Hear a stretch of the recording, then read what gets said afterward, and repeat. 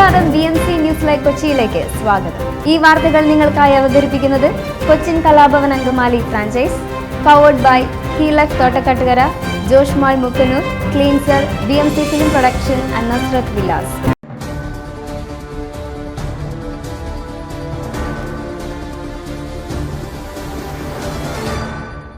കൊലക്കേസ് പ്രതിയായ ഓട്ടോ ഡ്രൈവറെ വെട്ടിക്കൊന്നു. കോഴിക്കോട് പണിക്കർ റോഡിൽ കൊലക്കേസ് പ്രതിയായ ഓട്ടോ ഡ്രൈവറെ വെട്ടിക്കൊന്നു. ഇന്നലെ പുലർച്ചെയാണ് സംഭവം. ഗാന്ധിനഗർ സ്വദേശി ശ്രീകാന്ത് ആണ് കൊല്ലപ്പെട്ടത്. സംഭവത്തിൽ ഒരാളെ പോലീസ് കസ്റ്റഡിയിലെടുത്ത് ചോദ്യം ചെയ്തു വരികയാണ്. വെള്ളയിൽ പോലീസ് കേസെടുത്ത് അന്വേഷണം ആരംഭിച്ചു. കൊല്ലപ്പെട്ട ശ്രീകാന്ത് 2013 എലത്തൂർ സ്റ്റേഷനിൽ രജിസ്റ്റർ ചെയ്ത കുണ്ടൂപ്പറമ്പ് പ്രഭുരാജ് വധക്കേസ് ഉൾപ്പെടെ നിരവധി കേസുകളിൽ പ്രതിയാണെന്ന് പോലീസ് അറിയിച്ചു.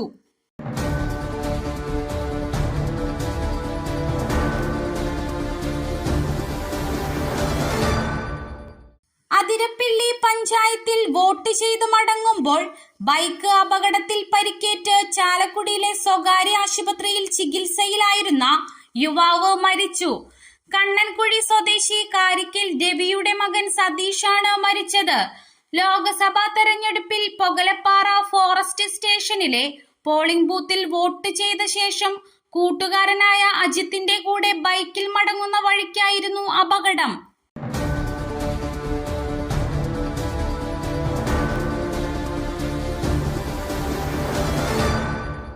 SSLC ഹയർ സെക്കൻഡറി പരീക്ഷയിൽ ഗ്രേസ് മാർക്ക് നൽകുന്നതിൽ വിദ്യാഭ്യാസ വകുപ്പ് പരിഷ്കാരങ്ങൾ വരുത്തി. SSLCക്ക് ഗ്രേസ് മാർക്ക് ലഭിക്കുന്നവർക്ക് ഹയർ സെക്കൻഡറി പ്രവേശനത്തിന് ബോണസ് പോയിന്റ് ഇനിയുണ്ടാകില്ല.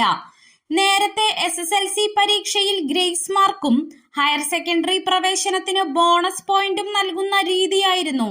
ഇതിനാണ് മാറ്റം വരിക.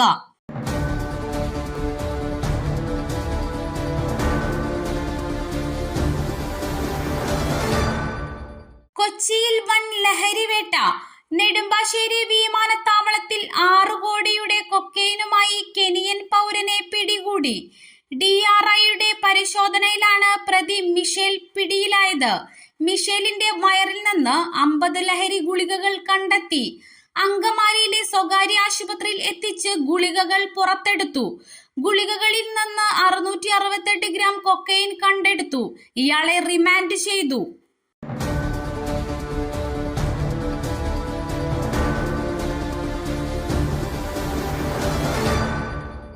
വടകരയിലെ LDF സ്ഥാനാർത്ഥി KK ശൈലജയ്ക്കെതിരെ വിമർശനവുമായി യൂത്ത് കോൺഗ്രസ് സംസ്ഥാന അധ്യക്ഷൻ രാഹുൽ മാങ്കൂട്ടത്തിൽ.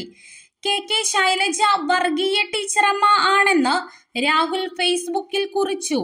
ഹിന്ദു ഐക്യവേദി നേതാവ് ശശികലയുടെ ചിത്രത്തിനൊപ്പം KK ശൈലജയുടെ ചിത്രവും പങ്കുവെച്ച പോസ്റ്റിൽ ശൈലജ ഏതാ ശശികല ഏതാ എന്ന് മനസ്സിലാവുന്നില്ലെന്നും രാഹുൽ പരിഹസിച്ചു.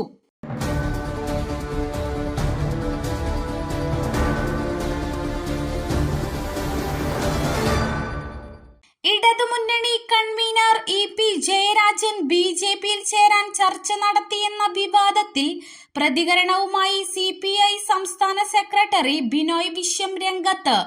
CPM തിരുത്തുമെന്ന് പ്രതീക്ഷിക്കുന്നുവെന്ന് അദ്ദേഹം ഏഷ്യാനെറ്റ് ന്യൂസിനോട് പറഞ്ഞു. ജാവദേക്കറുമായുള്ള കൂടിക്കാഴ്ചയിൽ EPക്ക് ജാഗ്രത കുറവ് ഉണ്ടായി. ദല്ലാളുമാരുമായി ഇടത് നേതാക്കൾ അടുപ്പം പുലർത്തരുത്. കൺവീനർ സ്ഥാനം EP ഒഴിയേണ്ട എന്ന ചോദ്യത്തിന് CPM ഉചിതമായ തീരുമാനം എടുക്കുമെന്ന് അദ്ദേഹം മറുപടി നൽകി.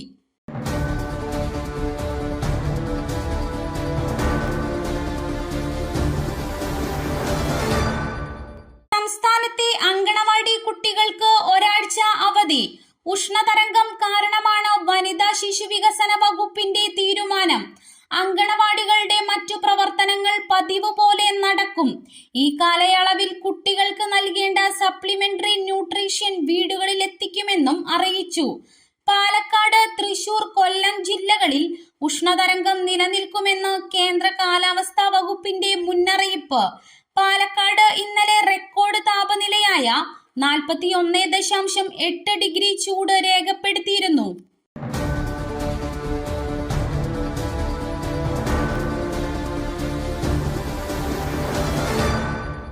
ക്രൈസ്തവ പെൺകുട്ടികളുടെ പേര് പറഞ്ഞ് ഒരു വർഗീയ ശക്തികളും ഇവിടെ വർഗീയതയുടെ വിഷം വിതയ്ക്കാൻ പരിശ്രമിക്കേണ്ടതില്ലെന്ന് തലശ്ശേരി ആർച്ച് ബിഷപ്പ് മാർ ജോസഫ് പാംപ്ലാനി.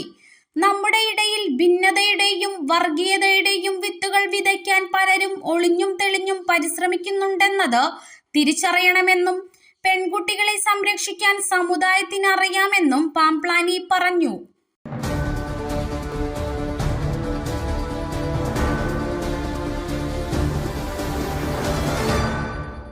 സംസ്ഥാനത്ത് സൂര്യാഘാതമേറ്റ് 2 മരണം. സൂര്യാഘാതമേറ്റ് ചികിത്സയിലായിരുന്ന മാഹിയിലെ പന്തയ്ക്കൽ സ്വദേശി ഉളുമ്പന്റെ വിട വിശ്വനാഥൻ, പള്ളത്തേരി പാറമേട് നല്ലാംപുരയ്ക്കൽ വീട്ടിൽ പരേതനായ കൃഷ്ണന്റെ ഭാര്യ ലക്ഷ്മി അമ്മ എന്നിവരാണ് മരിച്ചത്.